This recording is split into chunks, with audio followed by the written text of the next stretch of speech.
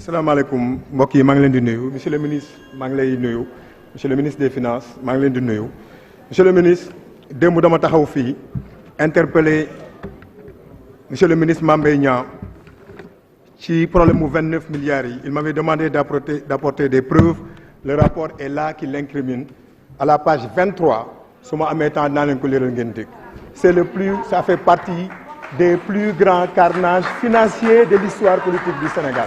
Après l'histoire des 94 milliards, Birahim Seck, lui, a parlé de 36 milliards. Il n'est pas là, Ousmane Sonko n'est pas là, et chaque jour vous parlez de lui. Monsieur le ministre, et ce dossier n'est pas terminé parce que l'OFNAC est en train d'y travailler. Je le partagerai avec vous, je le partagerai aussi avec vous si vous le voulez. J'en viens à vous, un autre combattant d'un gouvernement de combat, M. Abdou Karim Fofana. M. Abdou Karim Fofana, vous avez le malheur d'être en même temps le porte-parole du gouvernement. C'est la raison pour laquelle yaa ngi bàyyi li nga xam ni moom moo war a nekk sa vrai portefeuille am sa temps di passer sa bopp ci plateau yi. Et ce qui est extrêmement grave pour un jeune comme vous. Monsieur le ministre, commerce lañ la dénk consommation et développement des petites et moyennes entreprises. Monsieur le ministre, rafetul ngay dem ci plateau yi quel que soit alpha ay Sénégalais lañu rafetul ngay dem ci plateau étranger yi di enfoncer des Sénégalais.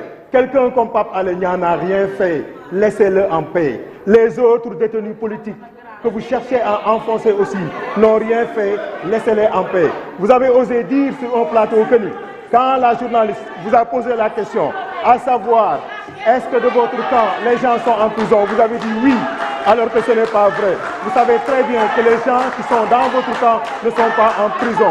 Je vous rappelle le cas de Djibril Ngom, que votre président a reçu au palais de la République. Après qu'il se soit envolé avec nos listes, il l'a récompensé avec une enveloppe pleine donc d'espèces sonnantes et trébuchantes. On a déposé une plainte, il est libre. Monsieur le ministre, loyer yi ngeen wàññi nee ngeen loyer yi ngeen wàññi nee ngeen si on ne me laisse pas parler je ne quitterai pas ici. Monsieur le ministre, loyer yi ngeen wàññi amoon na fi mais est-ce que vous aviez évalué la précédente opération? Il fallait l'évaluer parce que ce loyer là bi ngeen wàññi mu ngi diviser les Sénégalais et ce n'est pas normal. xoolaat leen ko avant ngeen di dugaat ci leneen évaluer ce que vous avez eu à faire. Hier on a posé des questions au ministre qui était là. Monsieur Moustapha Ba ñu ngi lay remercier parce que au moins li xale yi di wax yaay seen dernière chance parce que démb nekk nañ fi ba di fi jógee dégguñu dara il a fallu que vous preniez la parole pour qu'on reparte avec la tête pleine. Monsieur le ministre, j'ai toujours demandé c'est quoi votre modèle économique bu ñu mettre en place un modèle économique structuré tiré par le secteur primaire qui va permettre de créer des industries et qui va permettre de créer autour de ces industries-là des petites et moyennes entreprises duñ ci jógee. Nous dépendons de l'extérieur à plus de 99% et ce n'est pas normal. Vous importez du blé à coût de 389 milliards. C'est pourquoi votre président s'est rendu en Ukraine pour demander à ce qu'on déterre les seaux pour que Sénégalais am lu ñu lekk. C'est extrêmement grave.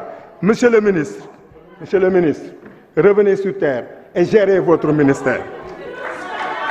Tant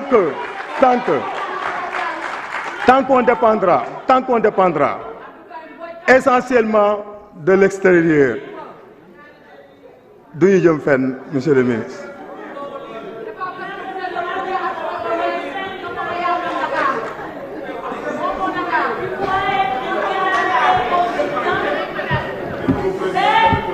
Vous ne faites absolument rien, vous les laissez dire ce qu'ils veulent et après vous allez interrompre les autres.